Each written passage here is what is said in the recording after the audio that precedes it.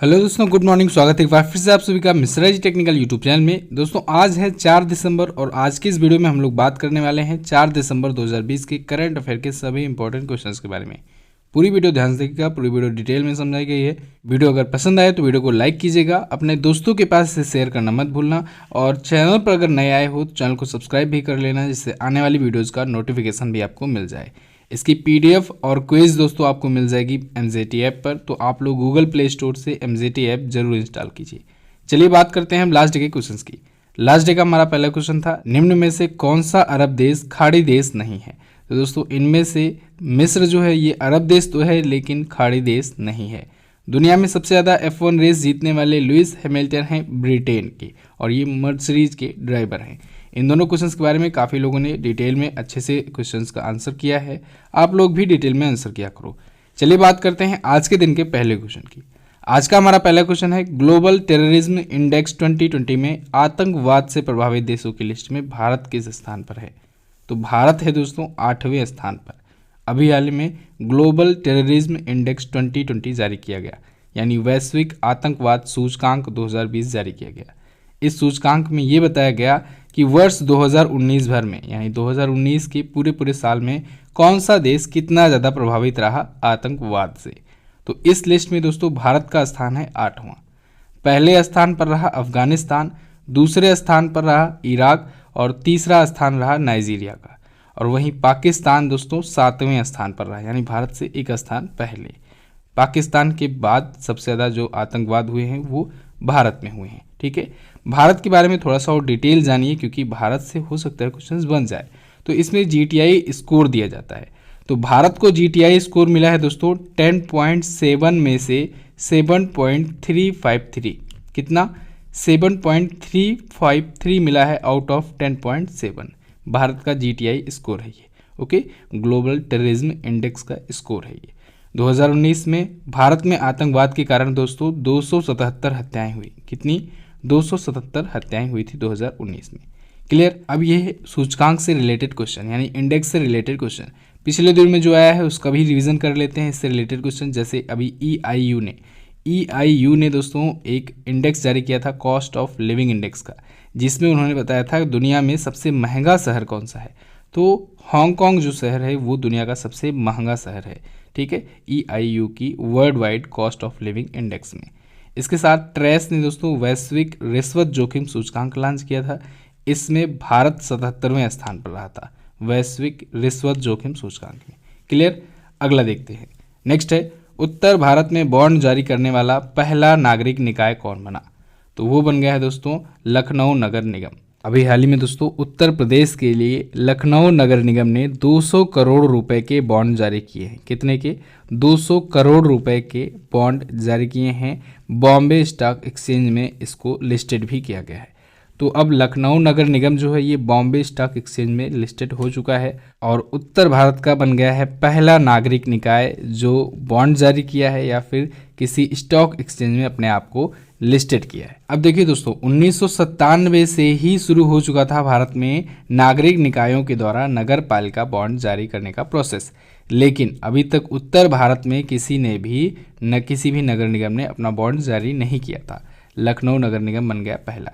BSE आया है, BSE में इसने लिस्टेड किया है। BSE के बारे में जानिए। BSE यानी बॉम्बे स्टॉक एक्सचेंज, ये दोस्तों एशिया का सबसे पुराना स्टॉक एक्सचेंज है। इसकी स्थापना हुई थी 1875 में।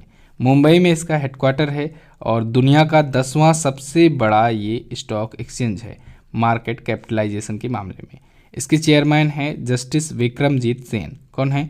Justice Vikramjit Sen, Bombay stock exchange के। नेक्स्ट बात करते हैं। अगला है, हाल ही में न्यूजीलैंड ने जलवायु आपातकाल की घोषणा की, साथ ही साथ कब तक कार्बन मुक्त होने की घोषणा की है। तो अभी हाल ही में न्यूजीलैंड ने भी जलवायु आपातकाल यानी क्लाइमेट इमरजेंसी की घोषणा कर दी है। साथ ही साथ उसने ये भी घोषणा की है कि वो 2025 तक, कब तक? 2025 तक अपने आप को कार्बन न्यूट्रल घोषित कर देगा, यानी वो कार्बन मुक्त राष्ट्र बन जाएगा। ठीक है, न्यूजीलैंड भी अब उन देशों में शामिल हो चुका है दोस्तों जिसने क्लाइमेट इमरजेंसी की घोषणा की है। अभी आपको याद होगा कुछ ही दिन पहले तो मैंने आपको बताया था जापान ने भी क्लाइमेट इमरजेंसी की घोषणा कर दी है। क्लाइमेट इमरजेंसी की घोषणा करने वाला पहला देश कौन बना? ब्रिटेन। दूसरा देश कौन बना था? आयरलैंड। ये दोनों आपको याद होना चाहिए, ठीक है। तो अब न्यूजीलैंड भी इसी में शामिल हो गया है। साथ ही साथ न्यूजीलैंड ने 2025 तक घोषणा कर दी कि वो कार्बन न्यूट्रल हो जाएगा। अच्छा, अब न्यूजीलैंड आया है, न्यूजीलैंड से रिलेटेड कुछ क्वेश्चन जान लेते हैं। पिछले दिनों में आए थे कुछ क्वेश्चन, जैसे अभी डॉक्टर गौरव शर्मा जी का नाम आया था। डॉक्टर गौरव शर्मा जी भारतीय मूल के हैं, ये न्यूजीलैंड के सांसद बने हुए हैं और न्यूजीलैंड के सांसद के रूप में इन्होंने शपथ ली और वो शपथ इन्होंने संस्कृत भाषा में ली। तो ये भी इम्पोर्टेंट है, याद रखिएगा। उनसे भी पहले एक नाम आया था प्रियंका राधाकृष्णन, जो न्यूजीलैंड में भारतीय मूल की पहली मंत्री बनी थी। ओके, चलिए, इसी कार्यकाल में बना है जेसिंडा अर्डन के, यानी जेसिंडा अर्डन जो हैं, जो दोबारा से प्रधानमंत्री वहाँ पर बन के आई हुई हैं, उन्हीं की ही मंत्रिपरिषद में ये दोनों मंत्री नियुक्त हुए हैं। ओके, जेसिंडा अर्डन अभी दोबारा से वहाँ की प्राइम मिनिस्टर बनकर आई हुई हैं। न्यूजीलैंड को चलिए देखते हैं वर्ल्ड मैप में। तो सबसे पहले दोस्तों ये रहा हमारा प्यारा भारत। यहाँ से हम लोग आएंगे ऑस्ट्रेलियन कॉन्टिनेंट की तरफ। इधर ये रहा ऑस्ट्रेलिया कॉन्टिनेंट, ठीक है। यहीं पर आपको न्यूजीलैंड दिख रहा है। न्यूजीलैंड की राजधानी होती है दोस्तों वेलिंगटन। क्या होती है? वेलिंगटन होती है यहाँ की राजधानी न्यूजीलैंड की। यहाँ की करेंसी होती है न्यूजीलैंड डॉलर। और जैसे कि मैंने आपको बताया, पीएम है जेसिंडा अर्डन, दोबारा बनी है प्रधानमंत्री। अगला है भारत का पहला विश्व स्तरीय प्रीमियम ग्रेड पेट्रोल ऑक्टेन 100 किसने लॉन्च किया? तो अभी हाल ही में IOCL ने, इंडियन ऑयल कॉरपोरेशन लिमिटेड ने दोस्तों भारत का पहला वर्ल्ड लेवल का premium grade petrol octane 100 launch किया है। इसका नाम है XP100। क्या नाम है? XP100 के नाम से ये जाना जाएगा। IOCL ने इसे लॉन्च किया है। भारत का पहला है वर्ल्ड लेवल का प्रीमियम ग्रेड पेट्रोल। अब समझिएगा इस चीज़ को, प्रीमियम ग्रेड का पेट्रोल का क्या मतलब है? प्रीमियम ग्रेड का पेट्रोल का मतलब है ये पेट्रोल की हाई क्वालिटी का पेट्रोल होगा, ठीक है। इस प्रकार के यानी ऑक्टेन पेट्रोल को इंजन में डालने से होगा क्या कि इंजन की लाइफ टाइम बढ़ जाएगी, साथ ही साथ हाई क्वालिटी ये पेट्रोल प्रदान करेगा, तो एवरेज भी देगी, ठीक है। जो भी इंजन होगा वो एवरेज देगा, साथ ही साथ उसको शक्ति भी प्रोवाइड करेगा, पावर भी प्रोवाइड करेगा इंजन को। तो ये सभी फायदे हैं प्रीमियम ग्रेड के इस पेट्रोल के। ओके, तो इसे तैयार किया गया दोस्तों उत्तर प्रदेश के मथुरा रिफाइनरी में। अब भारत भी उन चुनिंदा देशों में शामिल हो गया है जहां पर बेटर क्वालिटी के पेट्रोल प्रोवाइड किए जाते हैं। आप लोग इसको ऐसे समझो, जैसे मान लो कोई चीज़ आप लोग ऑनलाइन परचेज कर रहे हो, कोई सब्सक्रिप्शन वगैरह ही ले लो, तो उसमें आपको कहीं कहीं पर प्रीमियम सब्सक्रिप्शन मिलेगा। तो प्रीमियम सब्सक्रिप्शन में जाहिर सी बात है उसमें कुछ और भी फीचर्स ऐड किए जाएंगे, ठीक है, कुछ और भी एडिशनल चीज़ें दी जाएंगी। ऐसे ही ये भी होगा प्रीमियम ग्रेड का पेट्रोल, ठीक है। तो अभी ये 10 शहरों में ही शुरू किया जा रहा है ट्रायल के रूप में। धीरे धीरे भारत के सभी शहरों में ये शुरू किया जाएगा और फिर लोग पेट्रोल जो साधारण जनरली पेट्रोल डलाते हैं उसके स्थान पर या फिर उनके पास चॉइस होगी कि वो प्रीमियम पेट्रोल भी डला सके। ओके, तो IOCL ने इसे शुरू किया है, लॉन्च किया है। IOCL दोस्तों एक महारत्न कंपनी है। इसकी स्थापना हुई थी 1959 में, 1959 को हुई थी इसकी स्थापना। हेडक्वार्टर है इसका नई दिल्ली में और इसके वर्तमान में चेयरमैन है श्रीकांत माधव वैद्य। कौन है?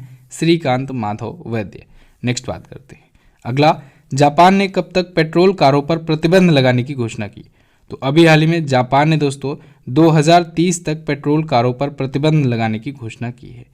अब जापान 2030 के बाद से पेट्रोल कारों का प्रोडक्शन नहीं होने देगा, वहाँ पर नहीं चलने देगा, ठीक है। इसने घोषणा की है कि 2030 के बाद से सिर्फ इलेक्ट्रिक वाहन या फिर हाइब्रिड वाहन जो होंगे उन्हीं की ही बिक्री होगी। ओके, आपको पता हो जापान ने 2050 में अपना लक्ष्य क्या रखा है कि 2050 तक वो अपने आप को कार्बन न्यूट्रल कंट्री घोषित कर देगा।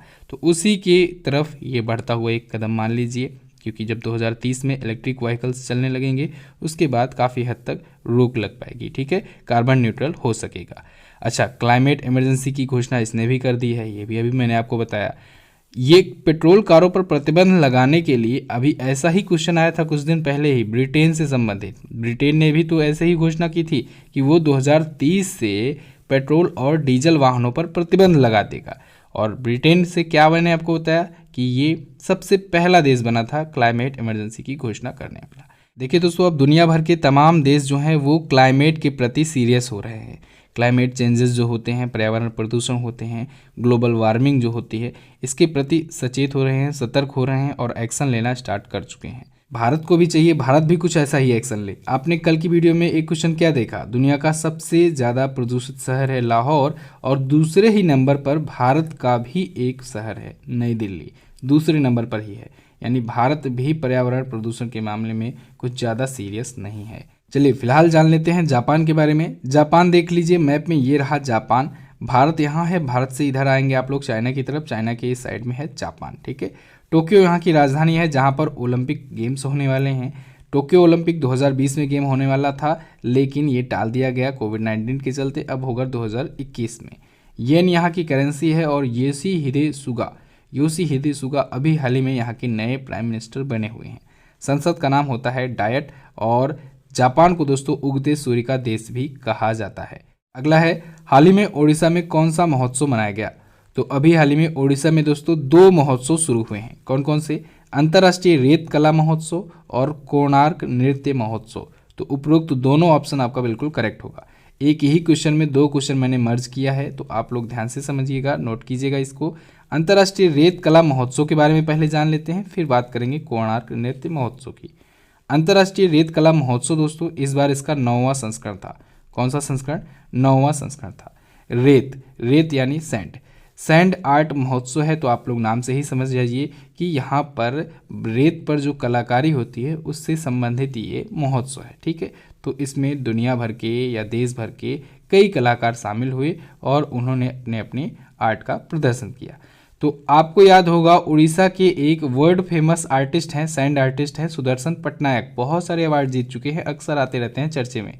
तो सुदर्शन पटनायक को दोस्तों इस महोत्सव का मुख्य क्यूरेटर भी नियुक्त किया गया है। क्लियर। तो 9वां ये संस्करण था, पुरी जिले के चंद्रभागा तट पर ये आयोजित हुआ।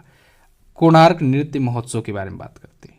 कोणार्क नृत्य महोत्सव दोस्तों इस बार का 31वां संस्करण था। कौन सा, 31वां संस्करण था। 2 दिसंबर से ये भी शुरू हुआ, 2 दिसंबर से ये भी शुरू हुआ था। इंटरनेशनल सैंड आर्ट फेस्टिवल भी 2 दिसंबर को ही शुरू हुआ।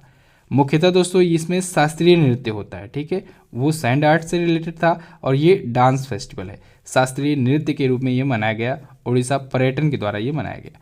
तो उड़ीसा से ये दोनों महोत्सव आप लोग याद रखेंगे।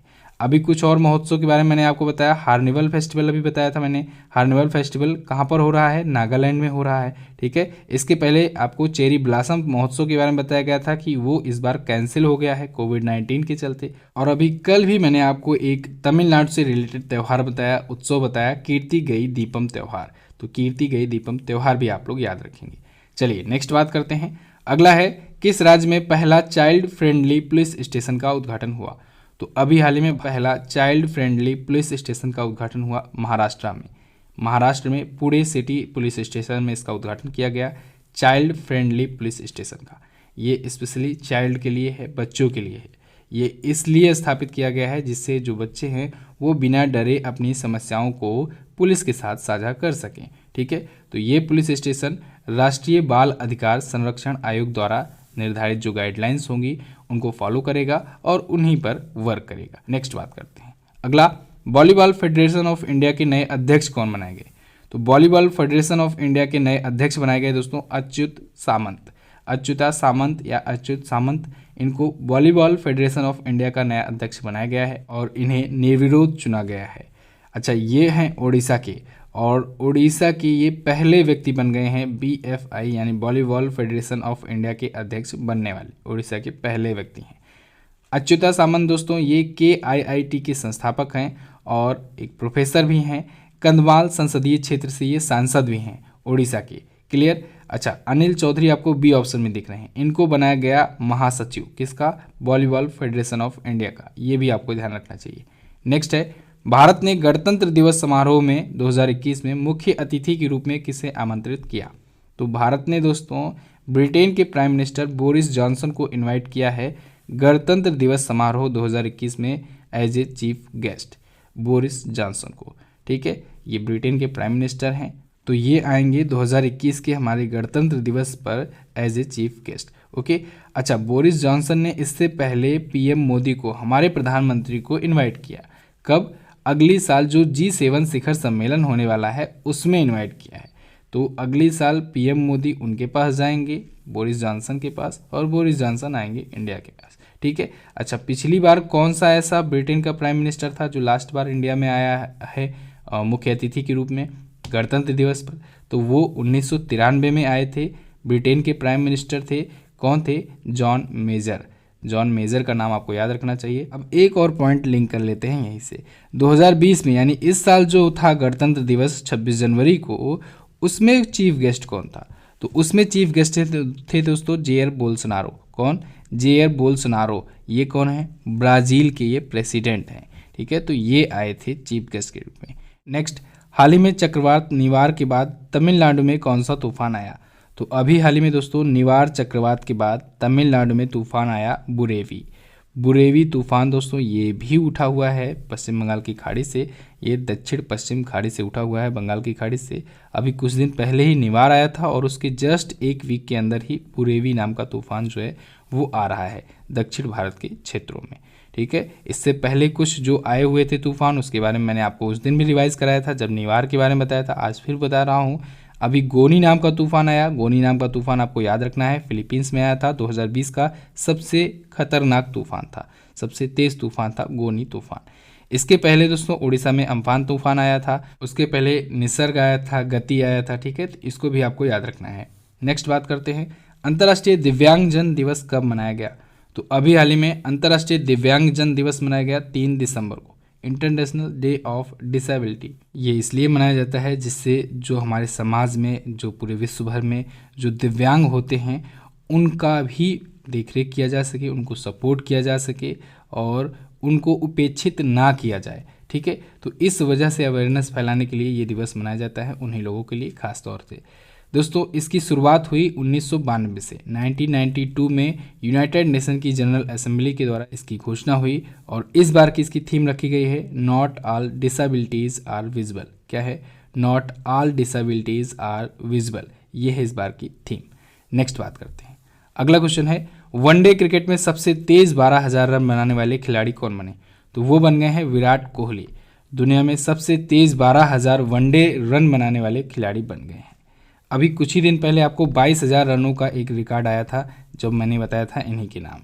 तो दुनिया में सबसे तेज 22,000 अंतर्राष्ट्रीय रन इन्होंने बनाए और 12,000 वनडे रन इन्होंने बनाए वनडे क्रिकेट में, ओके। 2 रिकॉर्ड इन्होंने अभी हाल फिलहाल में बनाए हैं। 12,000 रन के बारे में आज बात करते हैं। इन्होंने 242वीं पारी में ये कीर्तिमान हासिल किया है और इन्होंने रिकॉर्ड किसका तोड़ा है? सचिन तेंदुलकर का, जिन्होंने 300 पारियों में ये रिकॉर्ड बनाया था, ठीक है। विराट कोहली दोस्तों भारतीय क्रिकेट टीम के तीनों फॉर्मेट के क्रिकेट यानी ओडीआई, टेस्ट, T20 तीनों की ये कैप्टन है, ओके। तो बस दोस्तों ये तो थे हमारे आज के दिन के इंपॉर्टेंट करंट अफेयर के क्वेश्चंस। आई होप आपको वीडियो पसंद आई होगी। वीडियो अगर पसंद आई है वीडियो को लाइक कर दीजिए जल्दी से और अपने दोस्तों के पास इसे शेयर कर दीजिए। शेयर जरूर कीजिएगा, कम से कम 10 दोस्तों के पास आप लोग शेयर कीजिए वीडियो। और इसकी क्विज आपको MZT ऐप पर मिल जाएगी, तो जाइए MZT ऐप ओपन कीजिए और क्विज भी सॉल्व कर लीजिए। अच्छा दोस्तों, मंथली करंट अफेयर की वीडियो अभी कल अपलोड हुई है। अगर आपने अभी तक नहीं देखा है तो नवंबर मंथ का मंथली करंट अफेयर का पार्ट 2 जरूर देखिए। बहुत ही इंपॉर्टेंट क्वेश्चंस हैं उसमें, 60 क्वेश्चंस उसमें लिए गए हैं और इससे पहले पार्ट 1 जो आया था उसमें 50 क्वेश्चंस थे। तो टोटल 110 क्वेश्चंस हो गए हैं। आप लोग नवंबर मंथ का कंप्लीट पैकेज पा जाओगे वहाँ पर। क्विज भी सॉल्व कर लेना MZT ऐप पर, उसका भी। चलिए, ब्रह्मास्त्र करंट अफेयर की ई बुक आप परचेज कर सकते हो जिसमें जनवरी से अक्टूबर मंथ के सभी इंपॉर्टेंट करंट अफेयर के क्वेश्चंस दिए गए हैं और पूरा चैप्टर वाइज डिटेल में एक्सप्लेनेशन के साथ दिया गया है। अगर आप इसे परचेज करते हैं आपको भारत के किसी भी बुक या मैगजीन से एक्स्ट्रा पढ़ने की ज़रूरत नहीं पड़ेगी, किसी भी एग्जाम की चाहे आप तैयारी कर रहे हो, ठीक है। तो जनवरी से अक्टूबर के बीच में अगर कोई सा भी क्वेश्चन आता है तो इस ई बुक के बाहर से नहीं आएगा। 100% गारंटी के साथ आप लोग ले लीजिए इसको। आप लोग जितने भी एग्जाम दे करके आ रहे हैं लोग वो बता रहे हैं कमेंट करके खुद ही। चलिए बात करते हैं क्वेश्चन ऑफ द डे की। आज का पहला क्वेश्चन है आपके लिए, यस बैंक की स्थापना कब हुई? बहुत ही इजी क्वेश्चन है। यस बैंक के बारे में आप काफ़ी कुछ लिख भी सकते हो। निम्न में से किस राज्य की 5 आधिकारिक भाषाएं हैं? ये भी आप बता सकते हो। दोनों क्वेश्चंस के बारे में डिटेल में जरूर आंसर कीजिएगा। MZT ऐप पर जाइए, इसकी क्विज भी सॉल्व कर लीजिए। PDF भी आपको वहीं पर मिल जाएगी। इमेज फॉर्मेट में वन लाइनर के रूप में क्वेश्चंस आपको मिल जाएंगे टेलीग्राम ग्रुप में, वहाँ से भी आप लोग डाउनलोड कर सकते हैं। चलिए दोस्तों, बस फिलहाल रखते हैं इतना ही वीडियो में, मिलते हैं अगली वीडियो में। तब तक के लिए नमस्कार, जय हिंद, वंदे मातरम।